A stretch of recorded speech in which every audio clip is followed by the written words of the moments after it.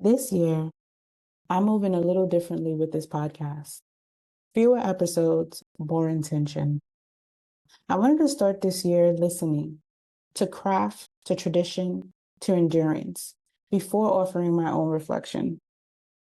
So today, this episode is about where I am, where I'm going, and why I'm choosing a slower, more intentional pace.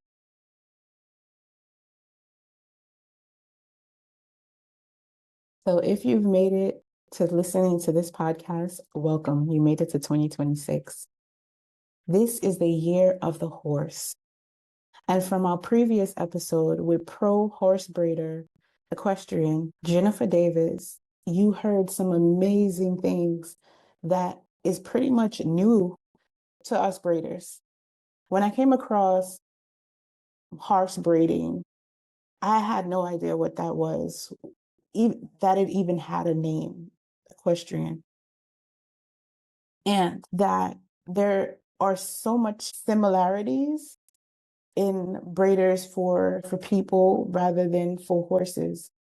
But the one thing remains: tension. As an advocate about painless braiding and making sure that clients, individuals have a comfortable experience, I learned that equestrians do the same when it comes to horses. Because when you're working with horses, you have to make sure that they're comfortable.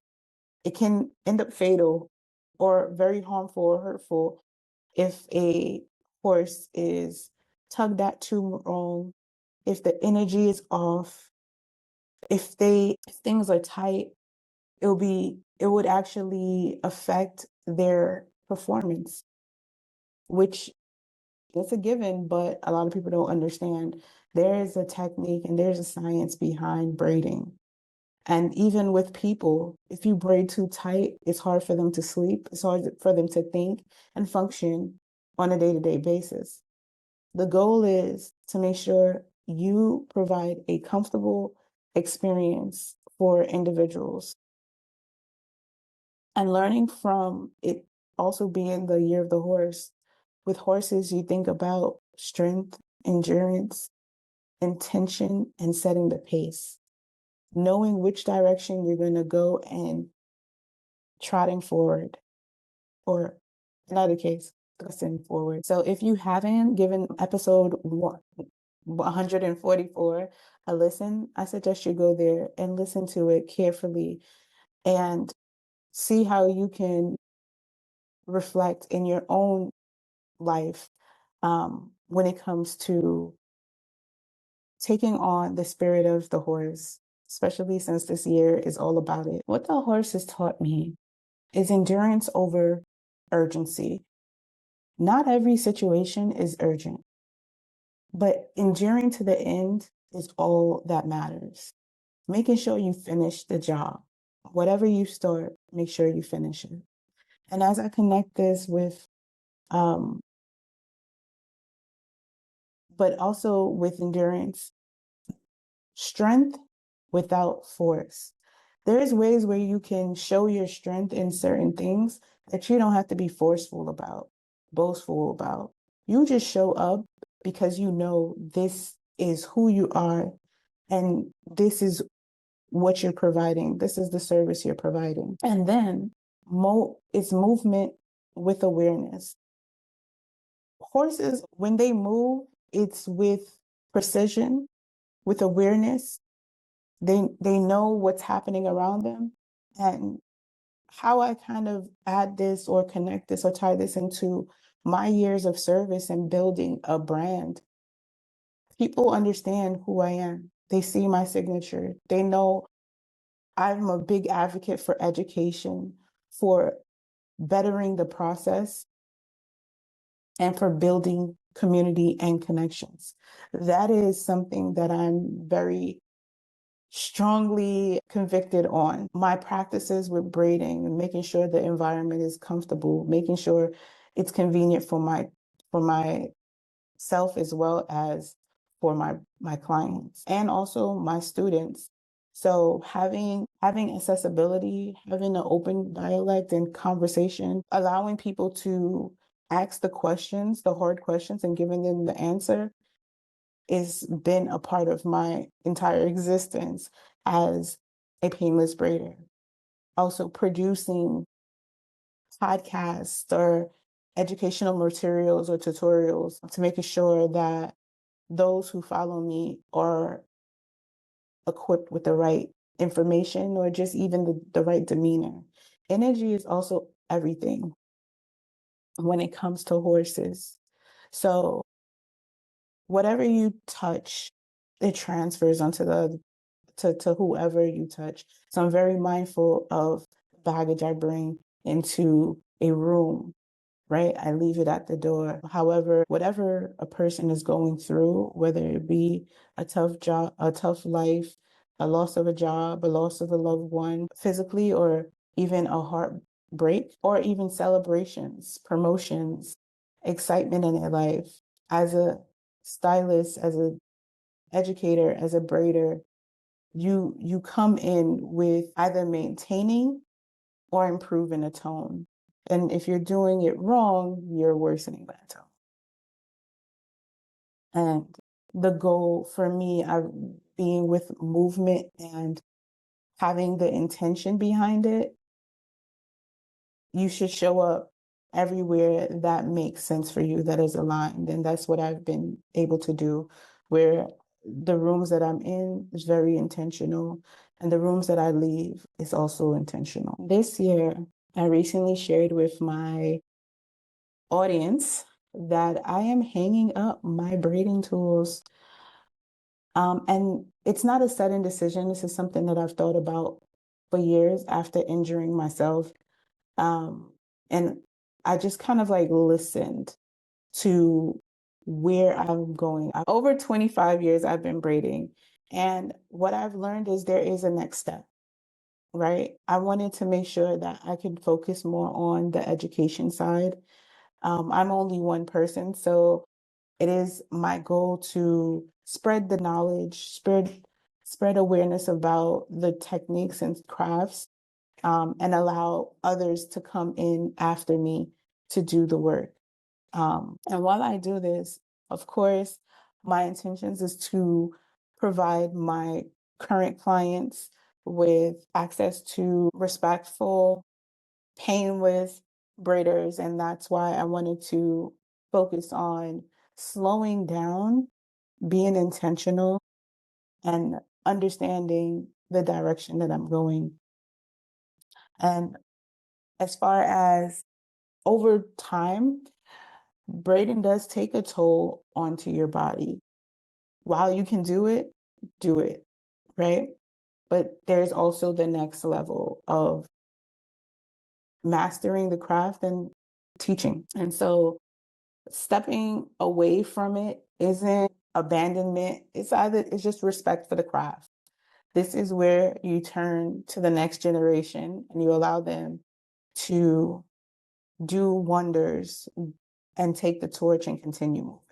So this is what I'm saying to those of you who are listening and who are aspiring to be better braiders or enter this industry, or if you want to know about the art, the world of the art or the craft, this is your chance. While I choose pace as a strategy, I'm very intentional about it. I think as braiders or as individuals in the service industry, we don't know when to slow down. We don't know our own pace. We are going without direction. We're going in survival mode, and that is not okay. There comes a time where you have to ask yourself, what is this all for, and where is it going? And that's what I did. In 2025, I realized I was going, and I burned out.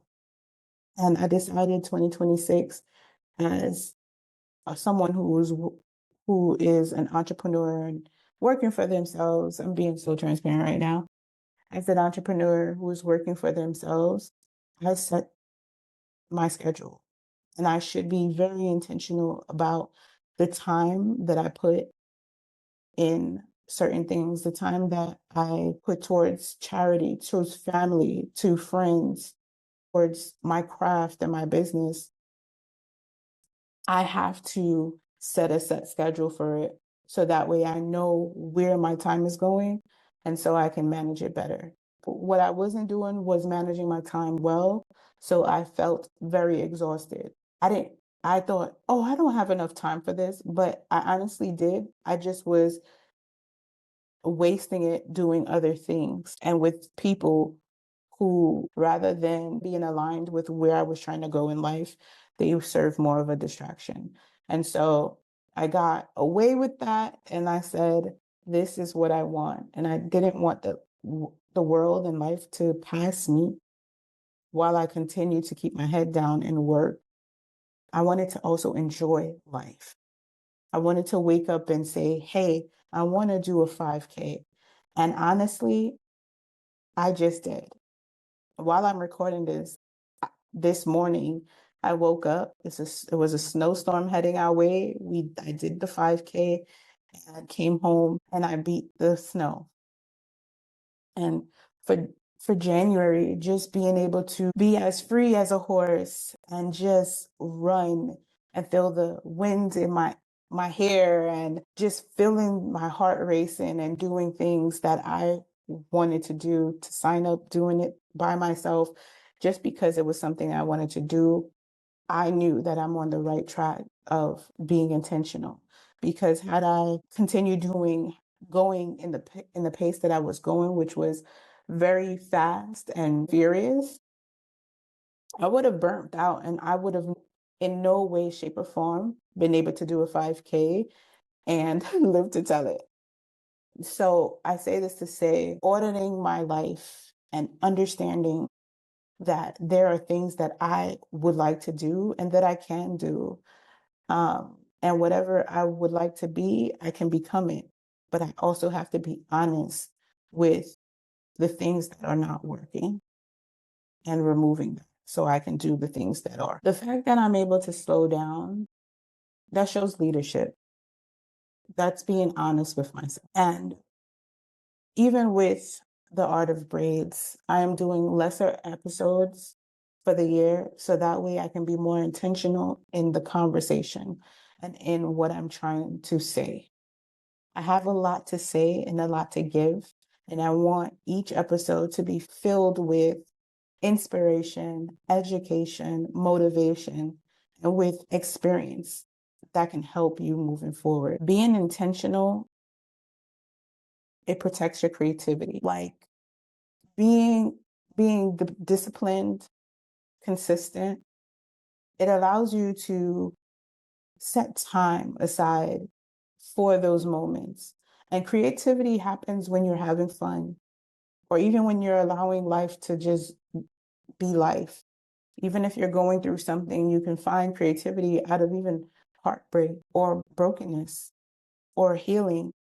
There's creativity, there's inspiration within those. And that's why I am also launching or really putting forward Less Well, which is the wellness portion of my experience and my brand of just slowing down and being very graceful with it, setting boundaries while not being rude about it, but allowing people to also set boundaries. Boundaries is really good. It helps protect you. It helps you to say no, and it helps to avoid resentment. And everybody knows it helps to prevent burnout. Okay, no one wants that. Burnout is it's we're done for that. And I just wanted to thank you so much for joining me on this new chapter of slowing down. And as I share my reflection on all the amazing things that I have done last year and the podcast episodes that I've been able to create, I want to ask you, is there anything that you would like to prioritize this year? Think to yourself, that's one of the questions, your homework. So now I'm going to be giving y'all homework. So one of your assignments is just to sit down and ask yourself, what do I want to do this year? What are my intentions? Not a New Year's resolution, but an actual, if I am doing one thing, what is it for? What am I working towards? If you're listening to this episode, what are you listening to this episode for? What key tools, skills, recommendations, or resources are you looking to receive from this podcast? Yes, you can hold me accountable. You can send me a message and you can comment what you would like to hear or who would you like me to interview. And so that way you can have some insight on their journey and their experience within their craft and this industry. Thank you for sitting with me today. The Art of Braids is continuing. There's nothing changing about it, except it will be with more space, more care, and more depth. If this episode resonated with you, I hope you take a moment to ask yourself where you might be able to move with a little more intention this year. Until next time, bless well.